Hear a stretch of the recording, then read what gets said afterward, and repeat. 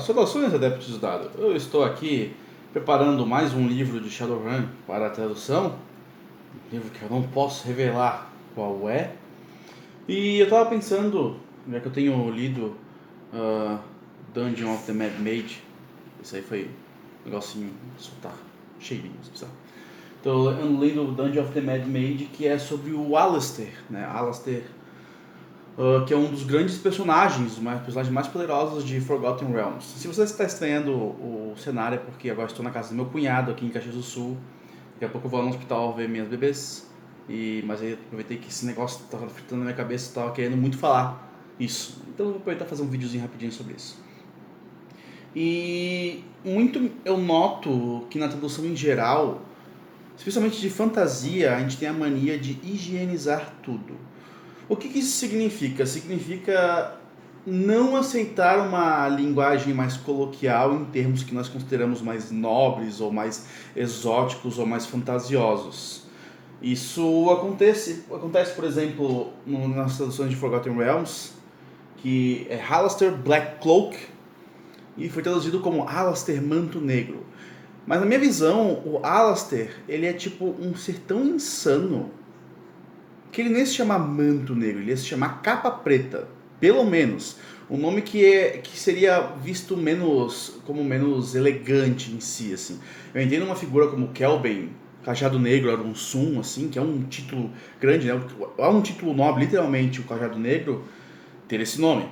Mas muitas vezes eu vejo as traduções em Game of Thrones, ou das Crônicas de Gelo e Fogo, ou em outros tantos livros de fantasia, esse afastamento das nossas palavras mais coloquiais em português, que a gente tem um vocabulário coloquial muito rico em português, que é uma das melhores coisas de fazer Shadowrun, e na verdade é uma das coisas que as pessoas mais elogiam das minhas traduções de Shadowrun, que eu realmente aproximo, né? Porque Shadowrun é um negócio mais voltado para as ruas, então eu posso me soltar muito mais. Mas mesmo quando eu tenho que fazer traduções como a que eu estou fazendo junto com o Rafael Cruz para a Astera Editora, que é o Barbarians of Lemuria, né? Bárbaros de Lemúria, eu sempre procuro não fazer tudo elegante para justamente dar uma noção do que é nobre e do que não é nobre, porque tem essa divisão, assim.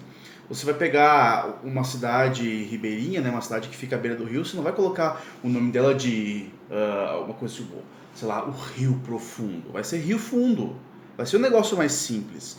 E eu gostaria de ver isso mais nas traduções fantasiosas de português. O Jardim de Cima, que ficou High Garden, o Caio Cobra, que faz a página do D&D da Pressão, sempre reclama disso. Todas as vezes que eu encontro com esse maluco, ele reclama assim, cara, o que você acha de... Tá sempre bêbado, né? O que você acha de High Garden como o Jardim de Cima? 2 vezes eu já encontrei com um cara, 2 vezes ele já perguntou isso pra galera que tava ali. E, de certo ponto, não é uma tradução ruim, mas é meio estranha de se pensar, assim. Várias dessas traduções, eu acho que elas têm que ser pensadas como uma pessoa comum falaria e como as pessoas mais da corte, assim, gostariam de ser conhecidas, assim. Então, vejo muito dessa higienização na própria cidade de Florianópolis, por exemplo. A ilha de Florianópolis era chamada de Nossa Senhora do Desterro. Aí os governos resolveram fazer um frufru ali, um fricassê ali, e colocar Florianópolis em homenagem ao assassino lá do Floriano Peixoto. Então, eu gosto que haja essa noção de higienização, assim, de aproximação com o coloquial. Quando você traduz, quando você faz esse cenário, tenta pensar bem nisso, de que o que é mais comum do seu cenário, né? O que é do povo comum, o que o vocabulário do povo comum, como eles tratam os lords e afins. O Beauregard tem uma forma muito legal disso, que em vez de tratar como lord, lady, ou milord ou milady, é simplesmente dom e dona, que são títulos altos e nobres, só que eles não são os higienizados, né? Os bonitinhos, milord ou meu senhor, não sei o que. É um negócio um pouco mais diferente e um pouco mais próximo do que as pessoas de classe mais baixa falariam para pessoas de classe mais alta. Então é só um negócio que eu queria tirar da cabeça, assim. E falando em cenário, eu gostaria muito de aproveitar esse vídeo que eu tô falando de cenários bons, principalmente, para falar sobre Skyfall, que é um cenário que o Pedroca, do Mestre Pedroca e do Formação Fireball, tá desenvolvendo. A gente jogou uma mesa de 2 sessões, uma one shot, que a gente talvez retome, que foi muito divertida. Tinha gente fantástica como a Clarice França, como o Fernando Wecker lá, ele mestrando pra gente. Eu tava lá jogando com o Tonho, que é um monge. Então, um monge que ficava sempre pelado, foi muito divertido.